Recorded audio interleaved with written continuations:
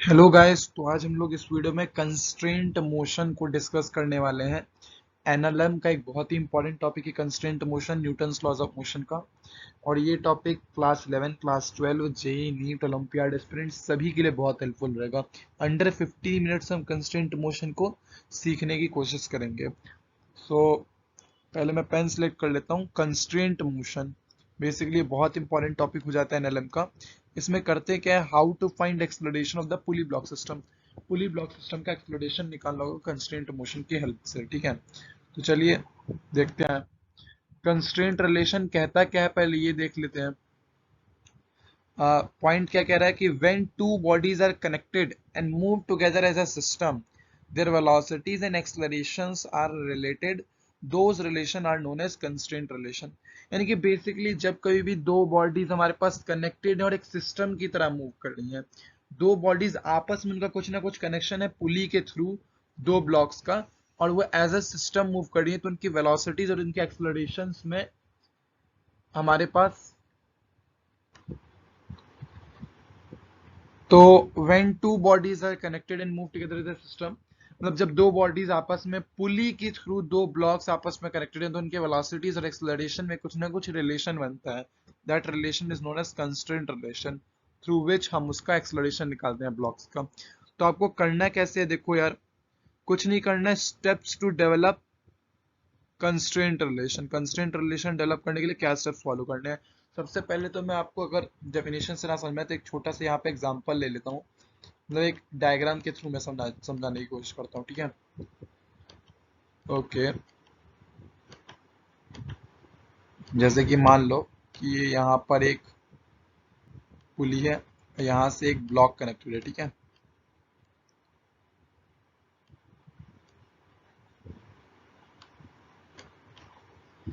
फिर यहाँ से ये एक और पुली ऐसे कनेक्टेड है, फिर यहाँ से ये एक और पुली ऐसे कनेक्टेड है। ठीक है,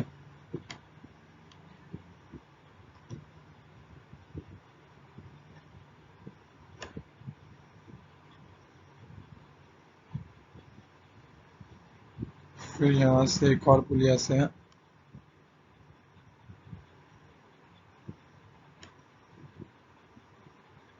और यहाँ से एक और पुली ऐसे कनेक्टेड है। ठीक है,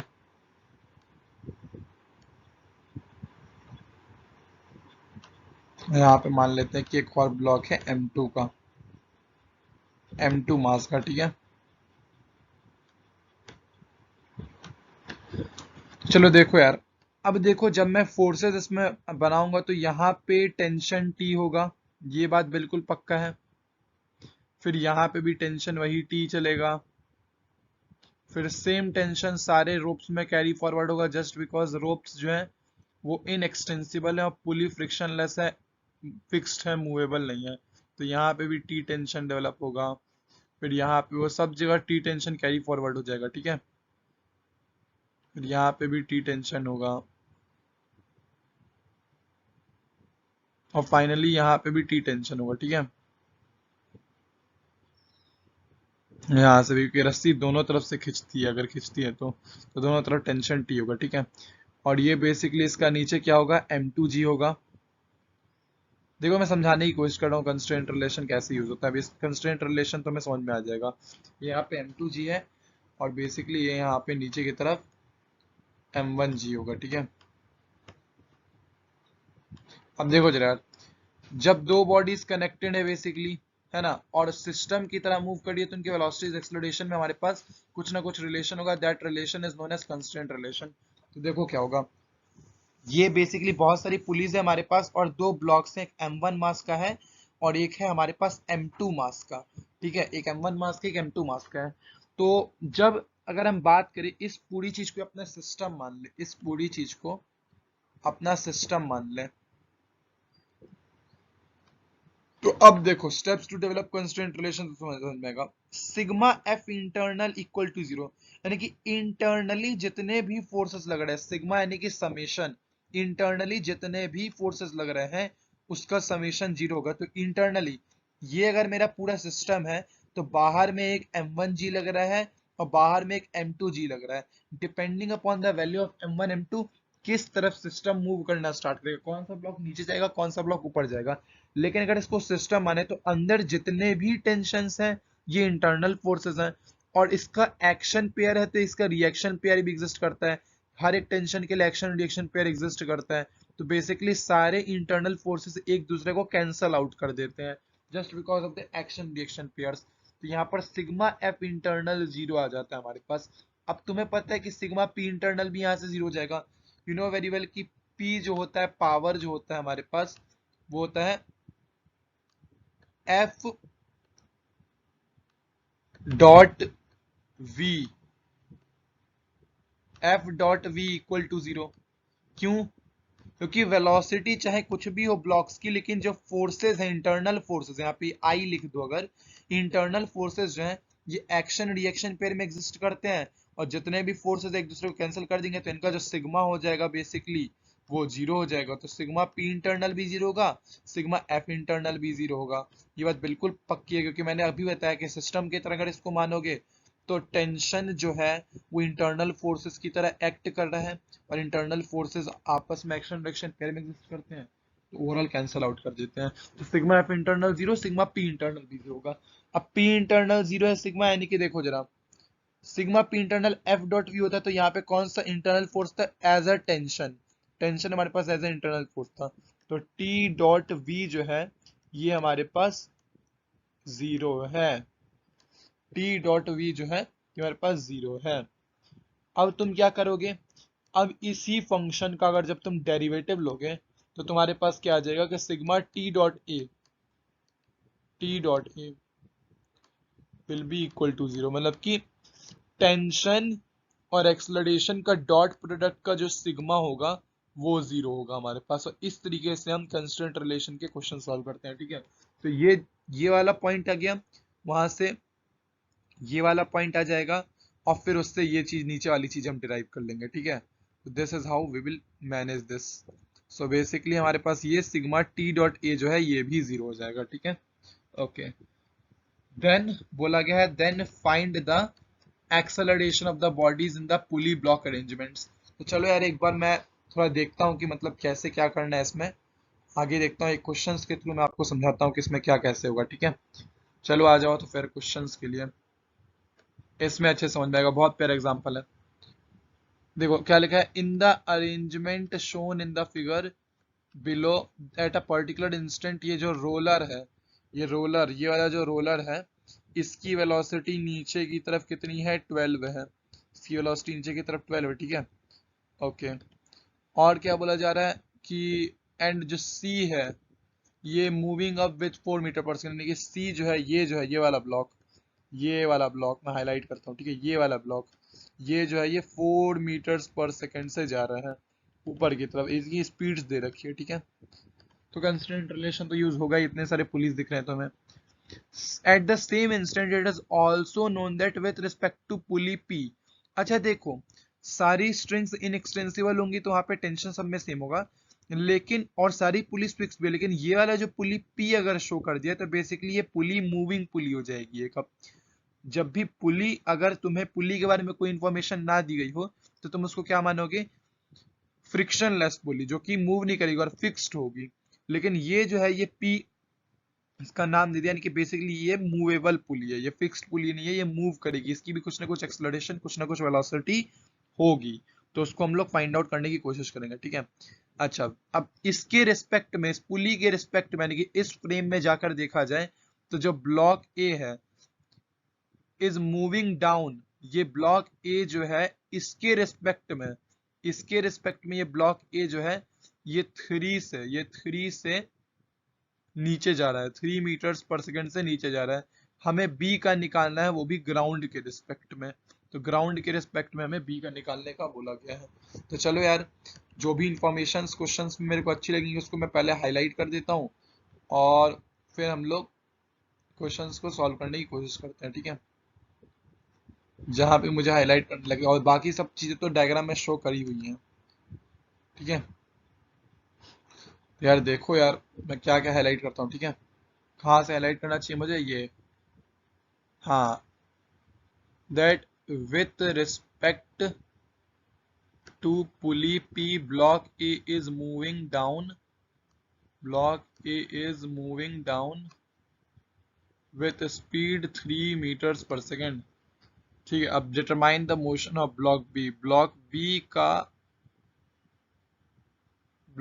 का हमें वेलोसिटी बताना है विथ रिस्पेक्ट टू क्या, ग्राउंड। ठीक है, तो इसमें देखो कंस्टेंट रिलेशन कैसे यूज होगा। सबसे पहले तो मैं स्टार्ट करता हूँ टेंशन लिखना। ठीक है, ये टेंशन यहाँ पे ये टी हो गया। ठीक है, देखो फिर वही सेम टेंशन कैरी फॉरवर्ड हो जाएगा यहाँ पे। फिर ये अगर यहाँ पे टेंशन टी है, यहाँ पे भी अगर टेंशन टी है,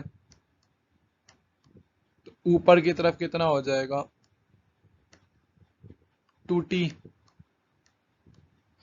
पुली पे हमेशा नेट फोर्स 0 करना होता है। ठीक है, तो ये टी है, ये टी है, तो ऊपर 2t हो जाएगा और फिर यही 2t कैरी फॉरवर्ड होगा यहाँ पे, तो यहाँ पे भी जो आएगा वो भी 2t आएगा। फिर ये यहाँ पे भी 2t आएगा और यहाँ पे अगर 2t है तो यहाँ पे बेसिकली 4t आएगा इस वाले पे, सी वाले ब्लॉक पे। और ये 2t अगर आगे आगे जाएगा तो इस रोलर पे भी 2t आएगा। ठीक है, इस रोलर पे भी टेंशन 2t आएगा। अब देखो मैं किन तीन चीजों को लेकर चलता हूँ। एक रोलर की मुझे वेलोसिटी दे रखी है, एक सी की मुझे वेलोसिटी दे रखी है, और चूंकि ये पुली मूवेबल है तो मैं सबसे पहले इस पुली की वेलोसिटी को निकालने की कोशिश करता हूँ।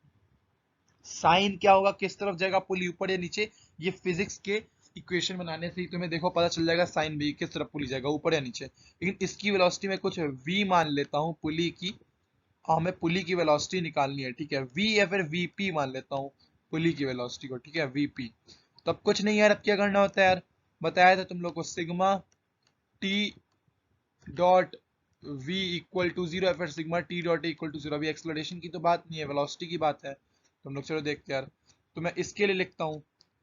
अच्छा, ये टी डॉट वी जो है ये डॉट प्रोडक्ट है, बेसिकली टेंशन फोर्स एक वेक्टर क्वांटिटी है और वेलोसिटी एक वेक्टर क्वांटिटी, तो इनका डॉट प्रोडक्ट है।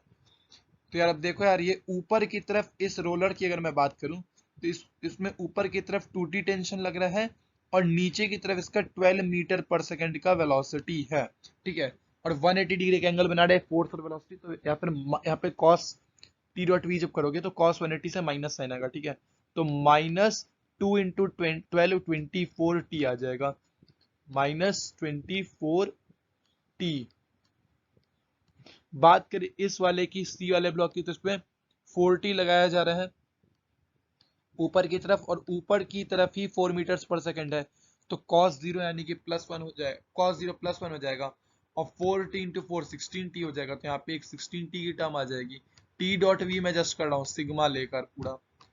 अब देखो इस पुली की बात करें, क्यों इस पुली की बात करें, क्योंकि ये पुली मूवेबल है। जब पुली का काम आ जाएगा तो इस पुली के बाद मैं इतने छोटे से सिस्टम की बात करूंगा जिसमें ए और बी मेरे पास है, क्योंकि मेरे को पुली के रिस्पेक्ट में जो है ए की वेलोसिटी दे रखी है और मुझे ग्राउंड के रिस्पेक्ट में बी की निकालनी है। तो सबसे पहले पुली के रिस्पेक्ट में अगर ए की वेलोसिटी दे रखी है तो मुझे सबसे पहला काम क्या करना पड़ेगा कि मेरे को पुली की वेलोसिटी निकालनी पड़ेगी।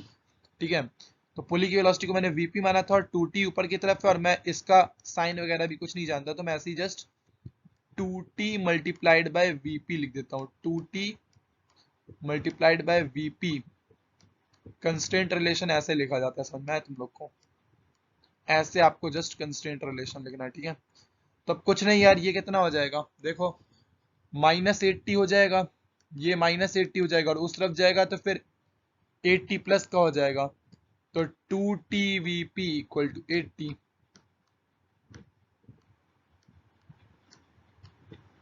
2tvp equal to 8t। तो ये t से t कैंसल और ये 2 से 8 कैंसल, तो 4 मीटर्स पर सेकेंड आएगी पुली की वेलोसिटी। पुली की वेलोसिटी भी हमें पता चली गई कि 4 मीटर्स पर सेकेंड आने वाली है पुली की वेलोसिटी।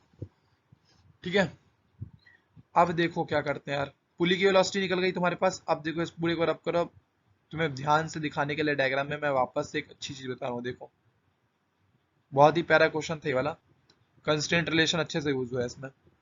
देखो पुली की वेलोसिटी मैंने निकाल दी, पुली की वेलोसिटी कितनी आ रही है, वीपी इक्वल टू 4 मीटर्स पर सेकेंड।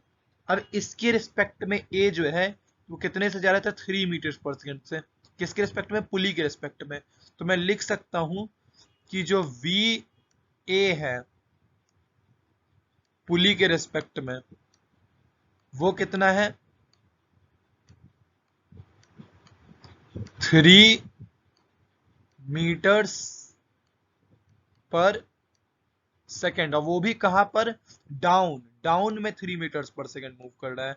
तो ये माइनस साइन के साथ मैं ले लेता हूं, ठीक है, माइनस साइन के साथ। ओके, तो ये हो गया मेरे पास एक जो मेरे को गिवन चीज है। अब मेरे को बी की वेलोसिटी निकालनी है, वो भी ग्राउंड के रिस्पेक्ट में। ग्राउंड के रिस्पेक्ट में मुझे वी की वेलोसिटी निकाल के दे देनी है, ठीक है। तो तुम एक बात सोचो यार जरा, देखो मैं बताता हूं। जो बी की वेलोसिटी होगी, यहाँ पे देखो, यहाँ पे इस, अगर ये छोटे से सिस्टम की बात करें जिसमें एक पुली पी है, बी है और ए है, तो यहाँ पे ये टेंशन है और सेम टेंशन कैरी फॉरवर्ड हो रहा है यहाँ पे ए में, और ये नीचे की तरफ जा रहा है, और ये इसका कुछ पता नहीं है मुझे किस तरफ जा रहा होगा, ठीक है। तो एक बात तो बिल्कुल पक्का है कि जिस वेलोसिटी से ये ऊपर, मतलब ये ए नीचे की तरफ जा रहा होगा, उसी वेलोसिटी से ये बी ऊपर की तरफ जाएगा, क्योंकि दोनों में अगर टेंशन सेम है तो कंस्टेंट रिलेशन से टी टी कैंसिल हो जाएगा और वेलोसिटीज इक्वेट हो जाएंगी, बट अपोजिट साइन के साथ। तो जिस वेलोसिटी से ए नीचे जाएगा इस पुली के रिस्पेक्ट में, उस पुली के रिस्पेक्ट में बी ऊपर जाएगा उसी पर्टिकुलर वेलोसिटी से। तो देखो यार, जो वी ए है हमारे पास बेसिकली पी, उसी के अपोजिट साइन के साथ बेसिकली बी जाएगा पी के रिस्पेक्ट में, पी पुली के रिस्पेक्ट में। अभी बातें करें, अगर मान लो मैं यहाँ पे एक ऑब्जर्वर खड़ा कर दूं, ग्राउंड फ्रेम से ना बात करके पुली की फ्रेम से बात करें, तो ए की वेलोसिटी तो मुझे दे ही रखी है, पुली की वेलोसिटी मैंने अलग से निकाल के रखी है, और बी की वेलोसिटी मुझे ग्राउंड के फ्रेम में निकालनी है। मैं पहले पुली की फ्रेम में लिखने की कोशिश करता हूँ रिलेशन। तो दोनों में टेंशन सेम है यार, तो टेंशन अगर सेम होगा तो जिस वेलोसिटी से नीचे जाएगा उसी वेलोसिटी से ऊपर चल जाएगा। बात बिल्कुल सिमिलर है। जब आप सिंपल केसेस सॉल्व करते हैं कि एक सिंगल पुली और दो ब्लॉक्स हो, तो एक के एक्सेलरेशन नीचे जितना है उतनी ऊपर दूसरे का एक्सेलरेशन होगा। Same goes with velocity, but opposite sign, opposite direction, इसीलिए मैंने नेगेटिव लगा दिया। तब इसको वी ए पी को क्या लिख सकते हैं, V A minus V P. तो वी ए कितना है, -3, ठीक है, और माइनस वीपी कितना है, पुली का कितना था, 4, वो भी पॉजिटिव साइन के साथ, तो यहाँ पे माइनस आ जाएगा, is equals to minus V B P pulley के रिस्पेक्ट में। तो ये नेगेटिव से ये पूरा नेगेटिव उड़ जाएगा, 7 बचेगा बेसिकली प्लस का। तो जो वी बी पी होगा ये 7 होगा। 1 सेकंड, यहाँ पे थोड़ी सी मिस्टेक हो गई यार, मतलब कि ये क्या मैंने कर दिया, देखो वी ए पी तो मुझे दे ही रखा है ना यार, मैंने कहाँ से ये पुट कर दिया गलती से, ये गलत हो गया यार। देखो वी ए पी तो मुझे दे ही रखा है, ये वी ए पी ये तो मुझे दे ही रखा है, ये मैं क्यों अलग से निकाल रहा हूँ, वी ए पी -3 दे रखा है, तो ये तो यूज करना ही था ना। ए की वेलोसिटी पुली के रिस्पेक्ट में -3 था, तो बी की वेलोसिटी पुली के रिस्पेक्ट में वो भी 3 होगी अपवर्ड डायरेक्शन में। साफ बात है, अगर पुली की रिस्पेक्ट में एक 3 से नीचे की तरफ जा रहा है तो दूसरा 3 से ऊपर की तरफ जाएगा, क्योंकि टेंशन दोनों के लिए सेम है, तो कंस्टेंट रिलेशन से बस अपोजिट साइन में आएगा। तो अब बी की वेलोसिटी पुली के रिस्पेक्ट में कितनी हो गई, 3। अब वी बी पी को क्या लिखोगे, वी बी माइनस वीपी, और वी बी माइनस वीपी है तो वीपी को उस तरफ लेके जाओ, वीपी की वैल्यू 4 है, तो 4 + 3 7 हो जाएगा, तो वीबी की वैल्यू फाइनली 7 आ जाएगी। तो ये होगा यार, बड़ा आसान क्वेश्चन था, मतलब थोड़ा बहुत वही कंस्ट्रेंट रिलेशन का अच्छा यूज हो गया, इसलिए बहुत प्यारा सवाल है ये। 7 मीटर पर second in the upward direction, upward direction में क्यों, क्योंकि ये प्लस में आ रहा है तो अपवर्ड डायरेक्शन में लेके चलूंगा। तो 7 मीटर पर सेकेंड इन डाउनवर्ड पर सेकेंड इन अपवर्ड डायरेक्शन, ये बस इसको जरा हटा दो, मिलीमीटर नहीं मीटर होगा, तो 7 मीटर पर सेकेंड इन अपवर्ड डायरेक्शन, ठीक है।